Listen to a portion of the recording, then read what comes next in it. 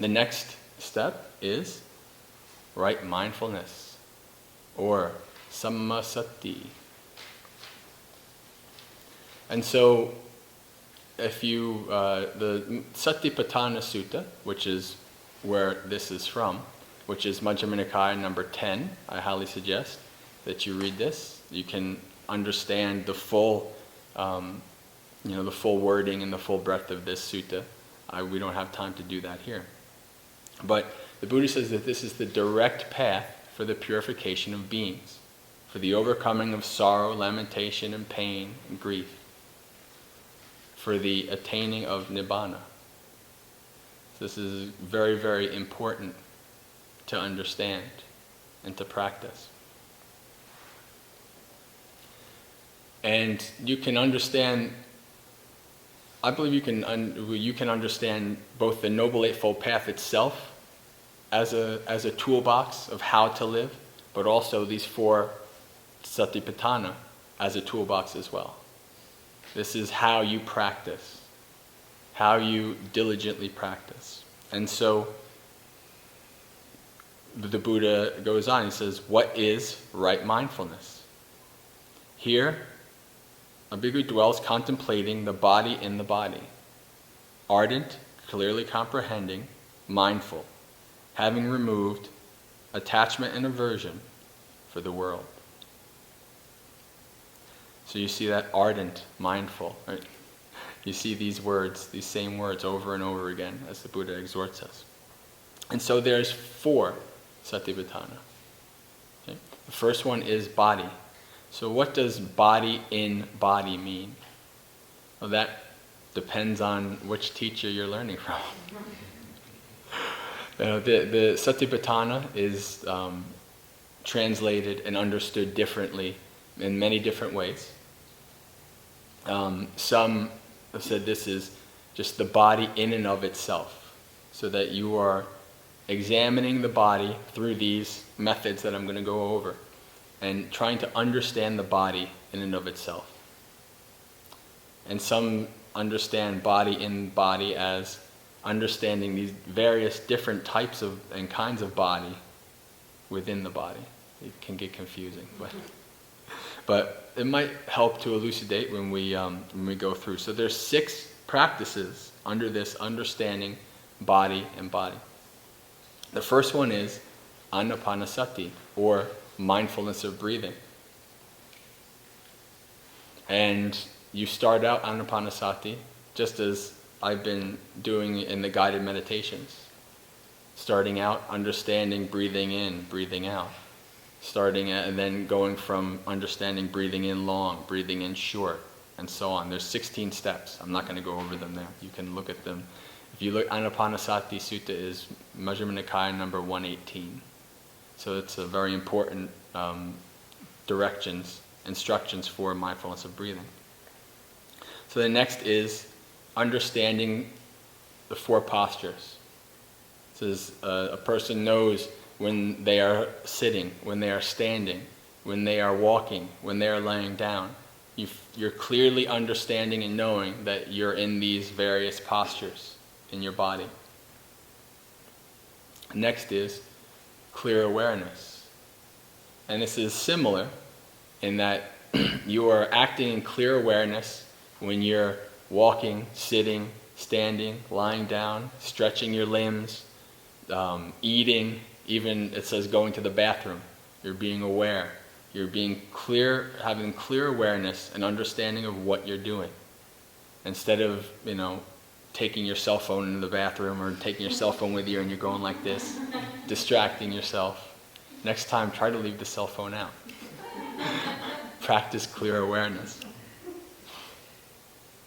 And so next is Asubha meditation. This is practicing the 32 parts of the body.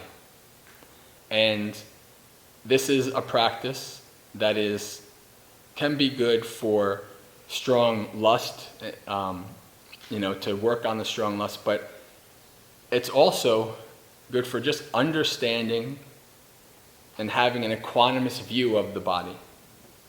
When you practice this, Subha means beautiful. Asubha means not beautiful. So often you hear this translated as revulsion towards the body, or all these kind of things, like you're supposed to understand the body and like throw up because you see the body. I don't think that is skillful. I don't think that necessarily helps. I think that when you practice this, you understand what this body is. We have an enchantment with the body. We have an enchantment with our body. We're like, oh, I'm strong. My face is nice and all these kind of things. Or, oh, I like that person. They have a rounded face and all these kind of things. We have all these attachments and enchantment. And this practice breaks through that. You're understanding what this body is. And really this body is a biological machine. And when I do this practice, I had an insight come to me where I had this vision of my body basically coming out into thousands of pieces. Not like exploding, but if you really examine it, you understand your body. There's thousands and thousands of pieces that all work together to create this body and for this body to do what it does. It's absolutely amazing when you really think about it. So that's what this practice is. But officially, you're understanding 32 parts of the body: head, hair, body hair, nails, teeth, skin, liver, phlegm, all this kind of stuff. You can see those 30 parts, 31 parts. The next is the 4 elements, understanding the body in relation to earth, wind, water, and fire. And so earth is in that you're understanding earth as the solidity, the solid parts, the solid aspects. Water as the liquid aspects, or the flowing aspects. Wind as air, gas, and fire is temperature. So you're understanding this in relation to the body. And then the last one is charnel ground contemplation, where back in the Buddha's day, the Buddha exhorted monks and nuns to go out to what's called charnel grounds, where bodies would be left to rot. And so you could go there and you can just meditate on bodies in various stages of decay. And so this is what this does. As a matter of fact, it's a visualization, because the Buddha says, just as if you were observing a body that was 3 days dead, and it goes through, a body that's bloated, and it goes a skeleton with blood and sinews, a skeleton, and then it basically goes from a body that's just dead to a body that's bleached and scattered and thrown across the winds. So you're understanding the nature of the body in this regard. So you're using these different techniques to come to a full understanding of the body. And after each section, the Buddha also goes into, there's a little end part where he says, you're understanding this body internally and externally. And so external, people debate on that. It could mean the external parts of your body. It could also mean other people's bodies. People have different translations to that and understandings. And you're understanding the arising and the falling. So you're understanding that the impermanence of the body and all of these parts and all of these aspects. So the next one is feelings and feelings. And when we're talking about feeling, we're talking about what you would call the hedonic tone. So you're understanding pleasant feelings, painful feelings, neither pleasant nor painful feelings, or neutral. So you're examining these feelings. And there's 2 divisions on how you examine the feelings. Either of the body or not of the body. So these are often, the feelings not of the body are often understood as mental feelings related to spiritual feelings, related to high states of concentration, that kind of stuff. So you're understanding, these 3, pleasant, painful, or neutral, in relation to of the body or not of the body. Next is mind in mind. And so Actually, Bhante Panya explained this yesterday. You're understanding, you're watching the feeling tone of the mind. Or not the feeling tone, the general tone of the mind, I should say. You understand a mind with greed is a mind with greed. A mind without greed is a mind without greed. Same thing for hatred, delusion, contracted mind. A contracted mind is a mind with sloth and torpor. Like, drowsy, about to fall into the abyss to get to sleep. And then distracted with restlessness and worry. A surpassed mind and an unsurpassed mind. Developed mind, undeveloped mind. Liberated mind, unliberated mind. So you're just examining the non-verbal tone of your mind. What's going on in there? What is your mind? What is in your mind right then and there? And then the last one is, now the Pali is examining dhammas in dhammas. That's translated as phenomena in phenomena. Sometimes people have translated it as mind objects in mind objects. And this is actually one of the more debated of the four in terms of what you're supposed to be studying and examining in this. And the way it's taught that I'm going to explain is in that you are examining the phenomena, you're examining your experience in relation to these dhammas that the Buddha has explained to us. And so, what are these? The 5 hindrances.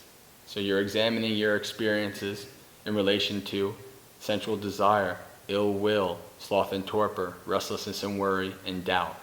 You're examining your experiences in relation to those.